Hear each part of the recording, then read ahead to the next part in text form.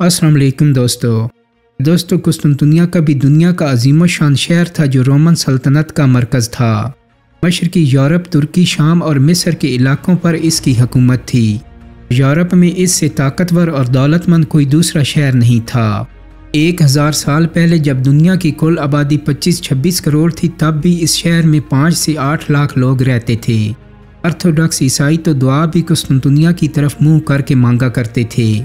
11वीं सदी में इसी शहर को मुसलमानों से बचाने के लिए सलीबी जंगों का आगाज़ हुआ था, लेकिन 1453 तक इस शहर की आबादी सिर्फ 60,000 लोगों पर मुश्तमिल थी। शहर का ज़्यादातर हिस्सा खंडर बन चुका था। ये शहर माजी की एक अजीम शान सल्तनत की निशानी था जो मजबूत दीवारों में अपनी शान शौकत की लाज रखे हुए था, लेकिन अब ये रही सही लाज भी चारों तरफ से सल्तनत उस्मानिया के घेरे में थी। इस शहर के पहले रोमन शहंशाह कुस्तुनतीन अव्वल और आखिरी शहंशाह कुस्तुनतीन 11 के दरमियान 90 शहंशाहों और 1100 बरसों का फासला था। इन 1100 बरसों में शहर का 30 बार मुहासरा हुआ, लेकिन सिवाय एक सलीबी लश्कर के कोई भी इसे फतह ना कर सका। लेकिन अब वो जंग शुरू होने जा रही थी जिसका इंतज़ार दुनिया भर के मुसलमान 700 साल से कर रहे थे, और जिसकी बशारत उनके नबी हज़रत मोहम्मद सल्लल्लाहु अलैहि वसल्लम ने उनको दी थी। जंग में दो चीज़ें बहुत अहम होती हैं, एक क़ुव्वत इरादी और दूसरा वसाइल, लेकिन इन दोनों से भी ज़्यादा ज़रूरी चीज़ होती है जंग की वजह। सुल्तान मोहम्मद सानी के पास शहर को फतह करने के लिए 4 अहम वजूहात थीं। एक ये कि कुस्तुनतुनिया ने सुल्तान के एक बागी चचा ओरहान कल्बी को उसके 400-500 साथियों समेत पनाह दे रखी थी। दूसरा ये कि सुल्तान इस अजीम शान तारीखी शहर को, जिसे दुनिया शहरों का बादशाह कहती थी, उस्मानी सल्तनत का दारुल हुकूमत बनाना चाहता था। तीसरी वजह तिजारती थी। वो यूं कि 2 बरआज़मों यानी यूरोप और एशिया के संगम पर जंक्शन पर होने की वजह से ये शहर तिजारत का बेहतरीन रास्ता था। सिर्फ हिंदुस्तान से हर साल 1000 टन अजनास इसी शहर के रास्ते यूरोप पहुँचती थीं। चौथी और सबसे अहम वजह रसूल अकरम सल्लल्लाहु अलैहि वसल्लम की वो मशहूर हदीस मुबारक थी कि कुस्तुनतुनिया का फातिह जन्नत में दाखिल होगा। एक तरफ उस्मानी तो अपने दौर की सुपर पावर थे और उनके पास वो तमाम वसाइल थे कि जिनके बल पर वो बड़ी जंग छेड़ सकते थे और इसका नुकसान झेल भी सकते थे, लेकिन कुस्तुनताइन के पास सिर्फ एक शहर था और वो भी उजड़ा हुआ खंडर नुमा शहर, जिसके बासिबा सुबह से शाम तक जिंदा रहने की एक मशक करते थे। खजाने में इतने पैसे भी नहीं थे कि मगरबी दीवार की मुरम्मत कराई जा सके। इस दीवार का अंदरूनी हिस्सा पिछले हमले की बमबारी के दौरान टूट चुका था और कुल मिलाकर उसके पास सिर्फ 8000 सिपाही थे। इनमें से भी सिर्फ 4-5 हज़ार सिपाही ही इसके अपने शहर से थे। बाकी सिपाही रजाकार थे जो वीनस, जनेवा और इटली के रूम जैसे दूर दराज जगहों से आए थे। तो सवाल ये था कि इन हालात में कुस्तुनताइन 11 किस बलबोते पर सुल्तान का सामना करने जा रहा था। बज़ाहिर ये आने वाली जंग एक तरफा लगती थी, मगर हकीकत में थी नहीं। वजह यह थी कि कुस्तुनताइन 11 को बहुत से ऐसे फ़ायदे हासिल थे जो उस्मानी तुर्कों के पास नहीं थे। सबसे बड़ी वजह तो ये थी कि उसने दिफाई जंग खुले मैदान में नहीं बल्कि शहर की महफूज दीवारों के पीछे लड़ना थी, यानी उसके सिपाही महफूज जगहों से दुश्मन पर गोले, पत्थर, तीर और ग्रीक फायर जैसा खतरनाक केमिकल फेंक सकते थे।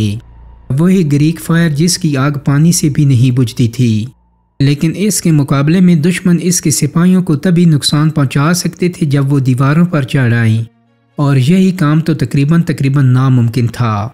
इसकी एक मुंतकी वजह इन दीवारों की बनावट थी। सबसे बाहर एक 50 फुट चौड़ी और 20 फुट गहरी खंदक थी, जिसमें ज़मीन के नीचे बिछे पाइप्स के ज़रिए पानी भरा जा सकता था। फिर इसके पीछे एक छोटी दीवार, इसके पीछे एक और बुलंद दीवार और सबसे आखिर में तीसरी दीवार थी। ये आखिरी दीवार 4 मील तक फैली हुई थी। दूसरी और तीसरी दीवार के दरमियान एक 60 फुट चौड़ा प्लेटफॉर्म भी था, जिस पर खड़े होकर शहर के मुहाफिज आगे बढ़ती उस्मानी फ़ौजों पर तीरों की बारिश जारी रख सकते थे। यानी एक खंदक, 2 दीवारें और दीवारों से तीरों की बारिश करते सिपाही।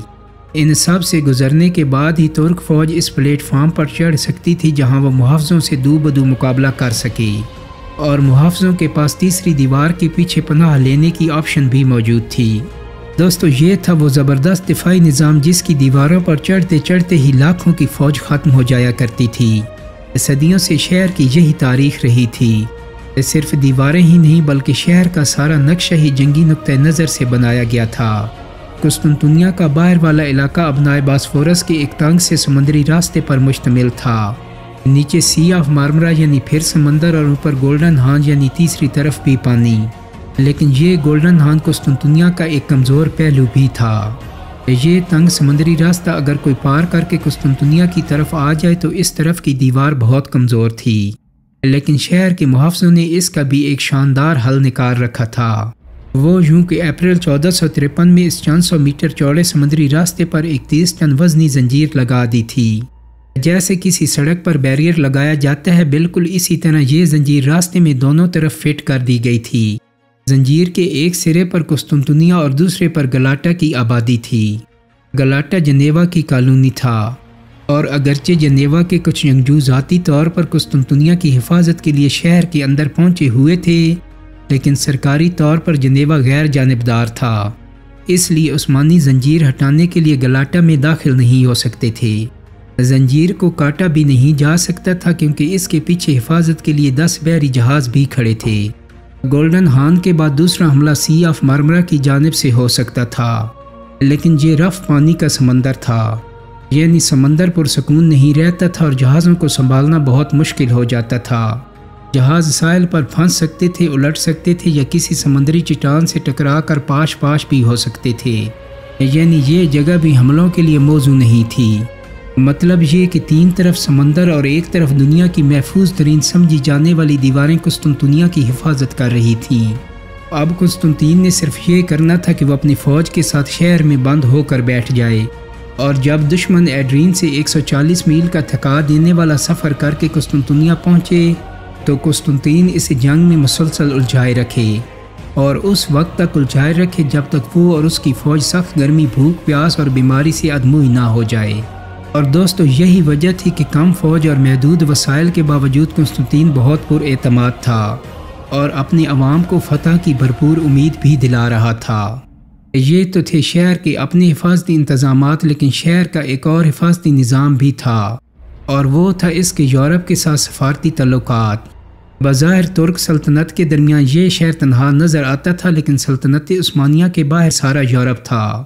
اگر پوپ نیکولس 5 صلیبی جنگوں کا اعلان کرتا تو سارا یورپ قسطنطنیہ کی مدد کے لیے آ سکتا تھا، لیکن اس کے لیے پوپ کی قسطنطنیہ سے ایک شرط تھی، اور وہ یہ کہ قسطنطنیہ کے آرتھوڈاکس فرقے کو کیتھولک میں ضم کر کے اس کی الگ حیثیت ختم کر دی جائے۔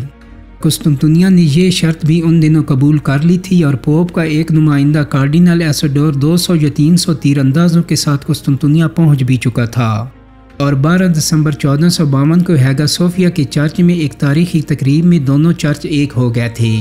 اب یورپ سے قسطنطنیہ کی مدد کے لیے کسی بھی وقت صلیبی فوج آ سکتی تھی، لیکن ایسا ہوا نہیں، کیونکہ پوپ کی تمام تر کوششوں کے باوجود بھی کوئی یورپی طاقت عثمانیوں کے خلاف جنگ پر راضی ہی نہیں ہوئی۔